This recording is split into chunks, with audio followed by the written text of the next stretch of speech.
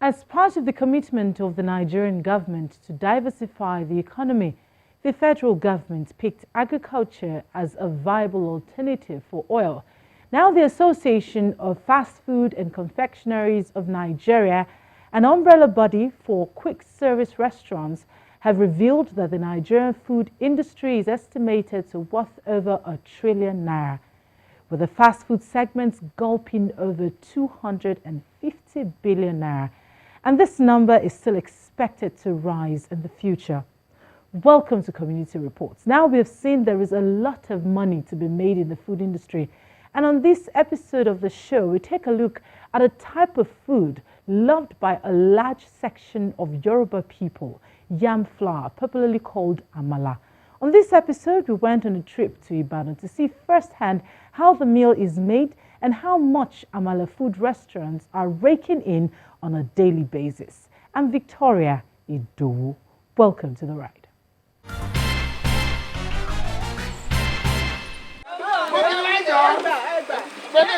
There is usually no sophistication attached with the preparation, serving, eating, or even the location of Amala food canteens. But the educated and sophisticated flock towards the delicacy that calls for attention every now and then. While some decide to relish in the cassava fiber popularly called lafon, others choose the brown yam flour popularly called Amala. Amala is a popular Nigerian meal eaten and enjoyed mostly by Yoruba people. So when talking about Amala, a journey to Ibadan, the capital of Oyo State, is a necessary journey. Ibadan is located in southwestern Nigeria and has a population of over 3 million people. The most populous city is home to Nigeria's first skyscrapers, the Cocoa House, the colonial-style city hall called the Mapo Hall, and Nigeria's premier higher institution, University of Ibadan. And most of all, Ibadan is home to the local dish called Amala.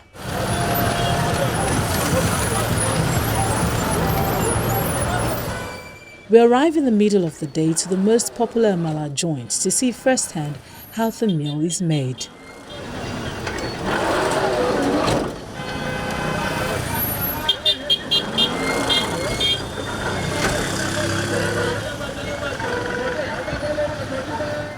We meet 23-year-old Sanusi Aliyu, who was born into the food business industry.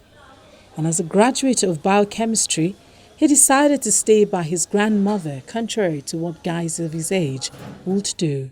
The Amala joint didn't start with Amala initially. It started with Akara.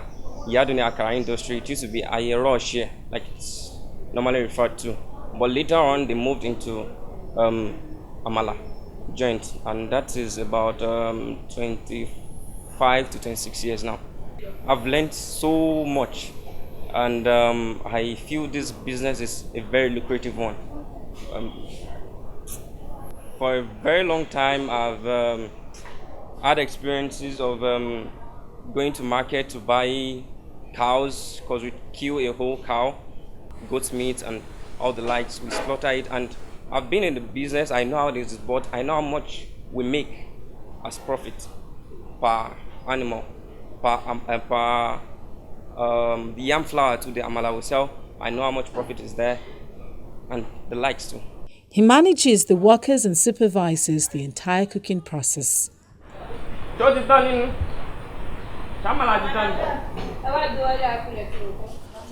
Amala is not for the faint-hearted. It requires the cooperation of a 5-man team. Amala is a very kind of tedious meal to prepare, and that is why in a lot of eateries you hardly find where they stay Amala. I mean eateries like we know. Amala, preparing it requires that the water has to boil to a very maximum level. It has to boil. Then once it has boiled to a very high level, the light has to be switched off. The light burning underneath should be switched off. Then the yam flour should be poured inside, then stirred. Then after stirring for a while, you add a little yam flour to make it thicken. You get, then you add water again to it. Then you allow it to boil. Allow the water to boil for a very long time again for it to like be done. So then later it has been stirred to taste.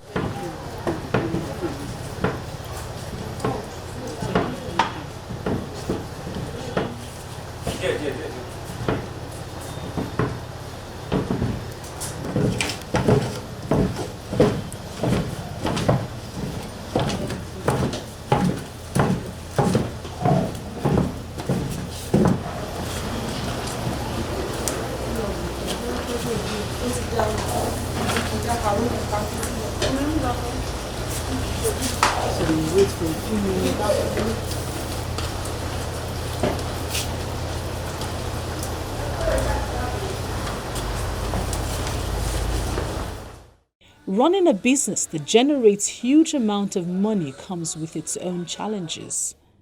On a daily basis, we sell them.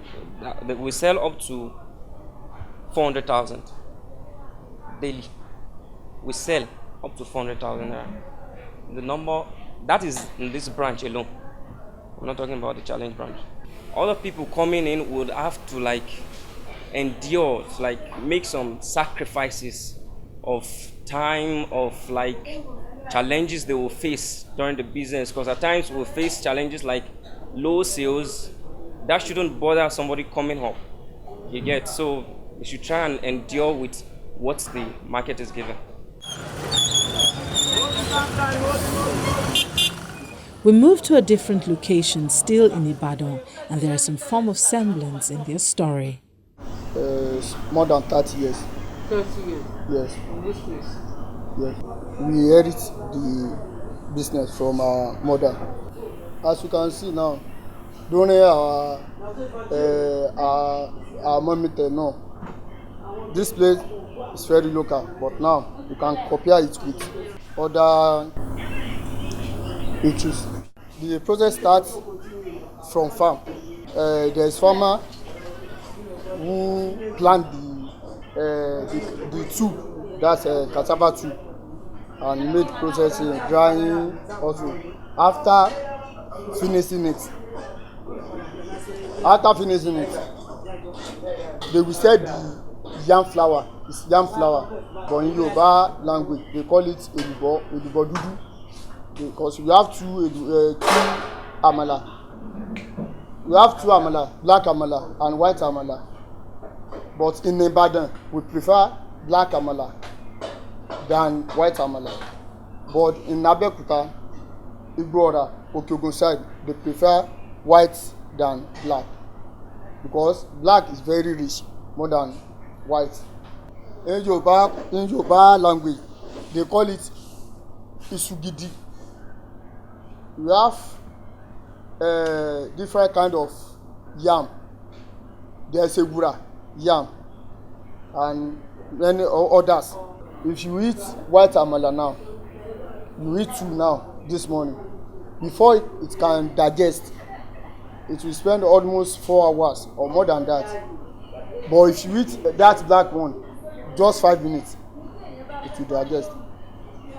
In the night, it is not good for a person to eat that white one in the night because it can't digest, but it's very advisable to eat that black in the night. Then we take a trip to Ojalba, a popular market in Ibadan, where we're told in Yoruba dialect how yam flour, popularly called elubo, is made.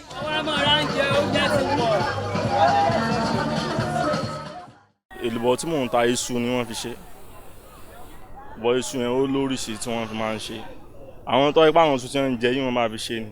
Tí wọ́n bá rò tó máa dúdú ni. Bọ̀ iṣu yẹn gangan káyọ̀mọ́ yẹn ó ní iṣu tí wọ́n fi ń ṣe lọ́tọ̀. Iṣu ẹ̀ yàtọ̀ sáwọn iṣu tí wọ́n máa ń jẹ.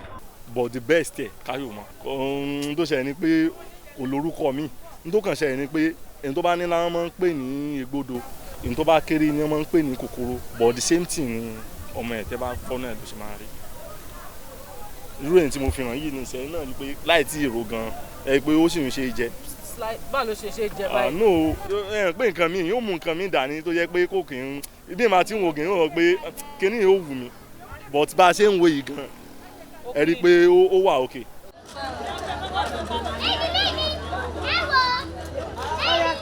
The process is quite something.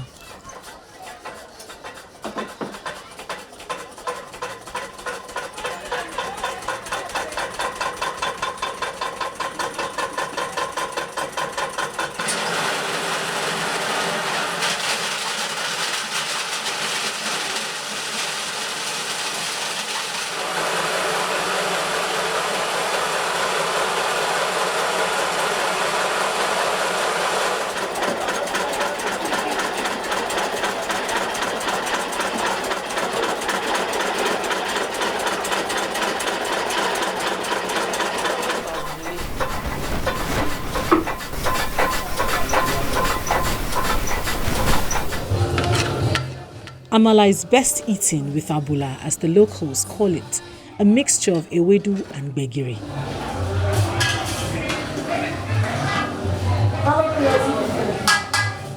Gbegiri, which is an important part of the meal, is made from African honey beans or brown beans.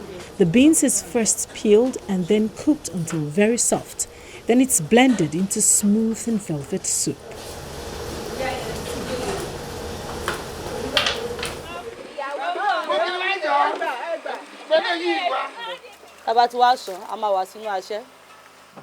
There is no abula without ewedu. Jute leaves, as it is called in English, is a greeny, leafy, edible vegetable prepared into the delicious, slimy soup, rich in mineral, vitamins, iron, calcium, protein, and so many others. By the time the meal is served with the usual assorted meat, the narration is not different from expectations. Ewedu, it give you iron, it make you strong, it can give you cancer. The stew, a lot of tomato in it, it can give you cancer. They have. When you wash your hand, you handle amala and ewedu, sabada. In fact, your tongue can tell you how it is, and your body can make you recognize inefficiency in your body. I like amala, gbegiri, and abula because whenever I'm eating it, it's an African food. I feel at home. That's number one. Number two is where I enjoy eating. See, you know, me, I don't really like all these rice. It's usual thing you eat outside. See, you understand? So whenever I feel like eating something special, me, pizza, all these things is not my way. So what I actually go for is amala and gbegiri. Amala food canteens are patronized by different people for different reasons. They prepare it better. I live in neighborhood. End of my friend I come, I want to entertain. I ask you to sit down. I will come and collect the amala. You know, look at my food now. They are giving me very. I cannot even cook this at home. And my family are not based in Ibadan, so that's why I come regularly. And they knew, they knew me. You can get to eat amala and ewedu alone at home. It's not common for you to see at home abula. So that combination of ewedu and gbegiri is common in restaurants outside. And it has a kind of special taste that people enjoy. Also, when you are not around your area, maybe you are outside your station, especially if you travel to maybe Ibadan or Ilorin or Osun State. Even when you are in Lagos, you enjoy it. Because mostly people don't cook ewedu and gbegiri together. Most times, usually, we do alone. So that's why people prefer to use it, take it in the restaurants.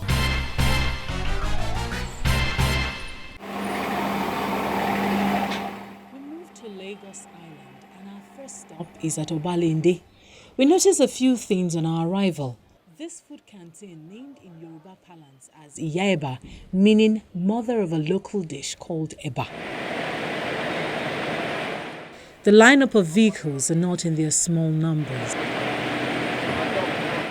This is like a family business because all the children we are here. Some of us are in the UK, and the rest of us are here assist our mom with the business. Like everybody knows, there is no day you go without eating. You have to eat. This is a lucrative business, and there is no how you're going to do it. It's a business that brings money and it moves. Though the pressure there is much, but when you know what you're doing, you are going to survive it. You notice some kind of difference in the way the food is served. It's hygienic. When you wrap your amala inside nylon, then you can keep it somewhere. But when it's inside the pot, it's not something they eat and finish it immediately.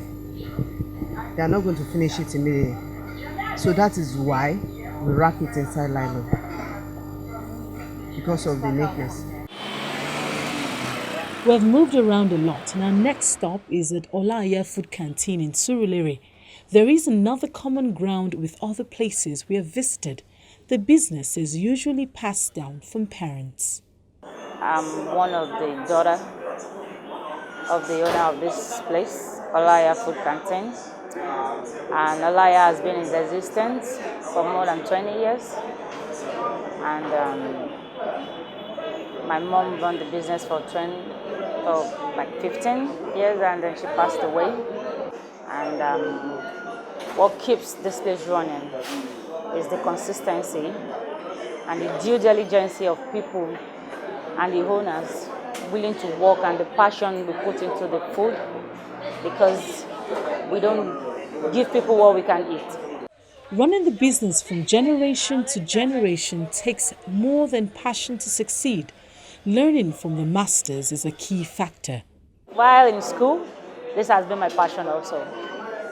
So even before she passed on, she knows I'm going to take after her. So she trained me in the way of the business, and I know more. I know a lot about the business because I work alongside with her. Whenever I'm on break, we work together. We go to the market together. She sent me to market at times, and I know pretty much about the business. So it was quite easy for me to just jump into the. Oh my goodness, food business is not an easy business. Like it's a lot of. You have to think about the customer safety. You have to make sure nobody comes in and put something in the food. You have to make sure there's no dust in the food. You have to make sure the water is clean, everything is fine. The community of people who love the locality of the meal and also the location of the Amala Food Canteen is endless. The Buka people, they specialize in cooking bakery. They are better cook when it comes to bakery and ewedu, amala. All right, so it's natural. So it makes you feel as if you are in the countryside, as if you are in the states, in the town. All right. The other one is more of they are better in English dishes than African dishes. But the local ones, they are good at cooking bakery and ewedu. And here the testament of Amala lovers. I try to take advantage of what I can prepare in my house. You know, I go out to have them outside. Then why I come here, not all the time, but I mean, it makes me feel as if I'm part of the process of, even if you're not cooking it, in picking what I eat. And you can see the food. This is what I want. I want to put this for me. So I wasn't part of the preparation, but in envisioning it, you know, I make a choice as to what I want, the part of the meat I want, the fish I want, and all that. So when I look at the plate, I say, yeah, I was part of the making too. I have always been eating amala, almost all my years, on this earth. So I'm used to amala. I've always lived in the midst of Yorubas.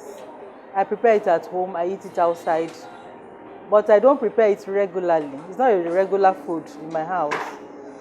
It's just once in a while. The truth is that the only food I eat outside is, in a buka like this, is amala.